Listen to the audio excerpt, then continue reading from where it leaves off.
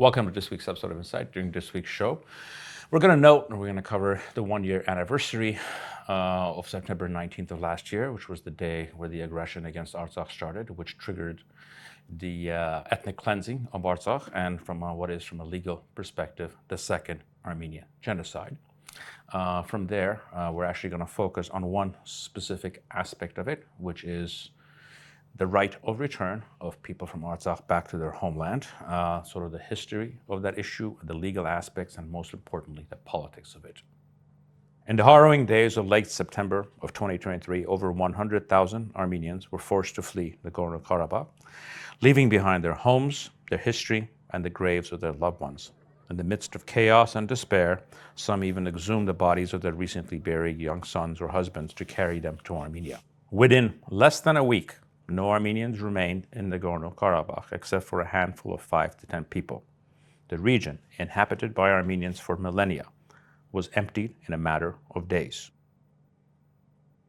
In regards to the right of return, 1 year after these tragic events, many people think that the chapter is closed in Nagorno-Karabakh forever. Well, that is really not the case. While we all understand the practical impossibility of return at this current stage, based on the racist nature of the regime in Baku and other factors, there are, in fact, both practical and historical and legal cases, compelling reasons why we need to keep this conversation alive and keep this as an option for the right of people to return to Artsakh and make sure that it is part of the current negotiating agenda.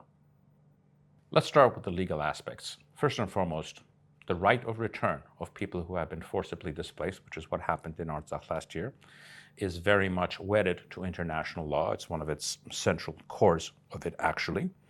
We obviously have the International Court of Justice's ruling in November of 2023 requiring Azerbaijan to facilitate the safe and unhindered return of Armenians to Nagorno-Karabakh. Although quite hypocritically, the regime in Baku acknowledges the right of return, even they acknowledge it, we understand the current impossibility of it based on the wretchedness of the regime and its racist attitudes, but it should definitely be something that is on the negotiating agenda. Why is this not possible or likely in the short run? Is because essentially you have a state, in this case, the regime in Baku, that has essentially created a natural narrative based on actual racist hatred of Armenians. So in the short run, this is not something that's realistic, but it is something that should be kept alive as something that is quite doable in the long run.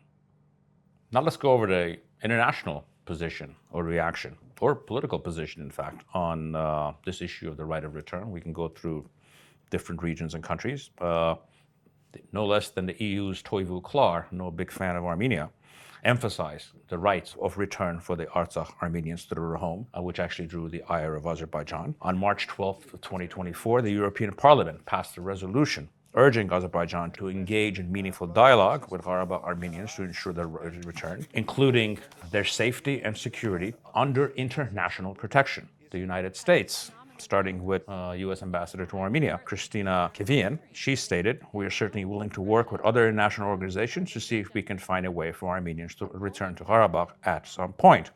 And even the State Department spokesperson called for an independent international monitoring mission that would provide transparency and reassurances to the population of Nagorno-Karabakh that the rights and the security of Armenians would be protected, particularly for any of them wishing to return.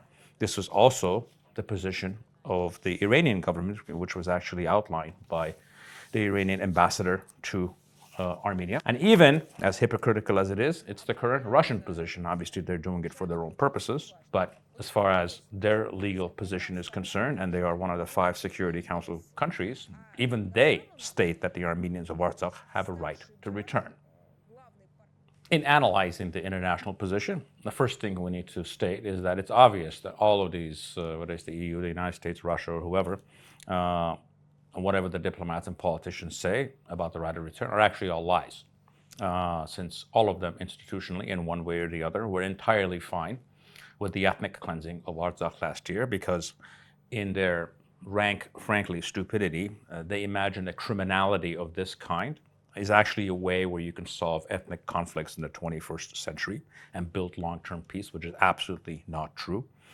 However, despite the insincerity of their words and the fact that they are lying, there is such a thing in politics called useful lies, and their lies are actually quite useful because their position, which is the international position, is something that can be weaponized for a government to actually bring up this issue.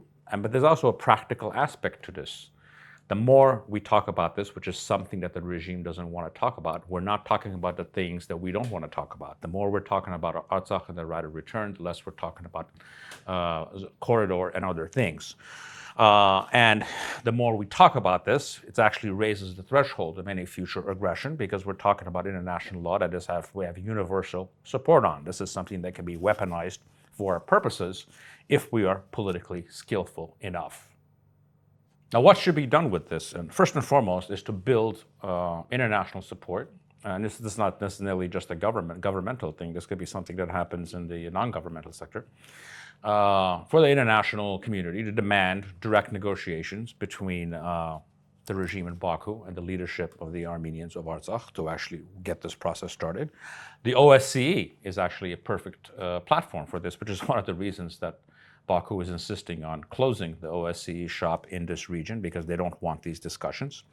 Obviously, the only way the Artsakh Armenians can return is under international protection through a transitional international administration of some kind with peacekeeping forces to provide protection, obviously not the Russian kinds that we saw last year. Why is this important? Because frankly, this is actually the only way to achieve long-term peace between all of the countries in this region. This notion where you can have peace built on criminality that we saw last year is quite naive. Let's go over the position of the current Armenian government. It's quite obvious that they operate out of fear and they think that raising this issue in any way actually will cause belli or a justification for Azeri aggression against Armenia. The truth of the matter is their approach has failed. They have lowered the bar. What they did is they lowered the bar on the rights of the people in Artsakh to gain international support. But this has only led to more and more Azeri aggression and eventually the ethnic cleansing of Artsakh that we saw last year.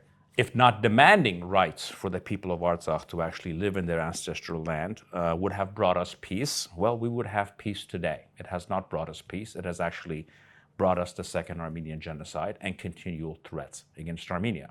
So in essence, the current policies have failed. Now let's move on to Ilham's position and his likely future positions. He will actually move heaven and earth, and he will never allow a single Armenian to ever go back to Artsakh. And he will frankly go out of his way to kill any conversations of anything that could lead to that. Because frankly, ethnic cleansing has always been the goal, and it's been the goal since he's been the leader of that country for the past 20 years. That has been the only thing that they've ever gone for. What the last few years since September of 20 have proven to us is that the peace settlement or conversations or talks were never a realistic option. They were always a farce. He has built a national identity based on racial and ethnic hatred. So that was never going to lead to anything. And the people who argue within themselves about this plan or that plan are really fooling themselves because the only issue is who's stronger than who at any given point. And even if something was signed 20 years ago, once the balance of power would have changed, someone like Ilham Aliyev would have come back to change whatever the facts on the ground that they had agreed to. We know that. And if you have any doubts about the insincerity of his approach as far as people can come back as Azeri citizens and all that, is this whole talk about Western Azerbaijan and supposed the right of return of Azeris to Armenia. No one actually expects any Azeris to actually return to Armenia. And we should actually be very careful not to draw false moral equivalencies between the population exchanges that happened between Armenians and Azerbaijan in the late 80s and early 90s with the criminality that happened last year. That was a completely different setup as far as state actors. Most of those events actually happened prior to the establishment of either of these governments. So by raising that issue, there's only one reason he's raising the Western Azerbaijan issue is to kill any right of return to Artsakh, to say, well, you know, if they're going to come back, then our compatriots need to go back to Armenia. And we need to fight against any such false equivalencies. Frankly, none of this matters. And let me explain to you why. what he says, what he doesn't say, what's realistic, what is not realistic.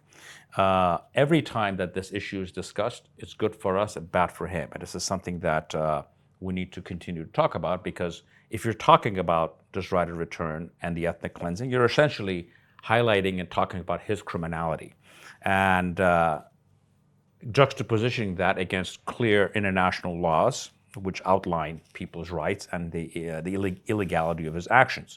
So essentially, this becomes, any conversation of this sort is essentially a sword of Damocles over the regime that essentially puts all of their actions in currently and in the future, especially if there's aggressions against Armenia, in a more difficult light, and makes justifying them much more difficult, because you're showing a pattern of criminality. In truth, if you actually study Ilham's position in a larger context, it's quite short-sighted. It's actually very high on shrewdness and very low on wisdom. In fact, his position is very much like ours was between 94 and 20, which is, well, this issue is solved, there's nothing to talk about, even though we actually engaged in conversations, which he's not willing to do that. The facts on the ground is what matters. The reality is that over the next 15 or 20 years, the juxtaposition economically, politically, and which leads to militarily, between these two countries is going to change. And this will obviously change all the other balance of what countries are capable of. And there's a time clock with the regime in Baku. Post 2030, when they're out of the oil business, Azerbaijan is going to be in a poor, weaker condition by any standard measure moving forward. What he says no to today, him or other members of his royal family to follow him will be forced to say yes to in due time, because that is what is right, that is what is just. And if anybody knows anything about history, it is naive to believe that a party that has been criminalized by an opposing party, and if the juxtaposition between those countries changed, that party is not going to move towards establishing justice through any means necessary. What I can tell Mr. Aliyev is that every Armenian government that follows the current one is going to be more nationalist and militarist than the previous one. In fact, I can tell you the current prime minister will be the last Armenian prime minister that will ever speak the language of peace. What everyone must understand is, for peace to be durable and long-standing, it needs to be just. It cannot be separated from justice. Peace is not simply the absence of war.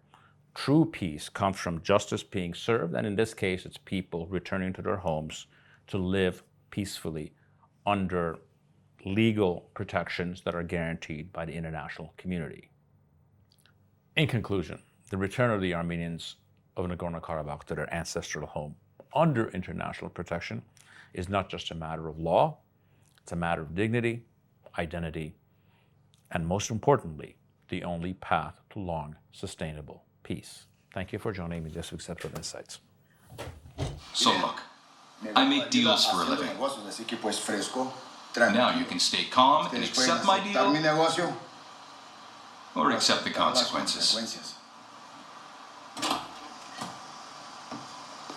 Silver or lead? You decide.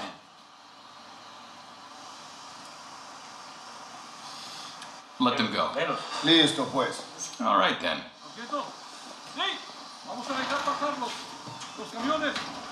Déjenlos pasar.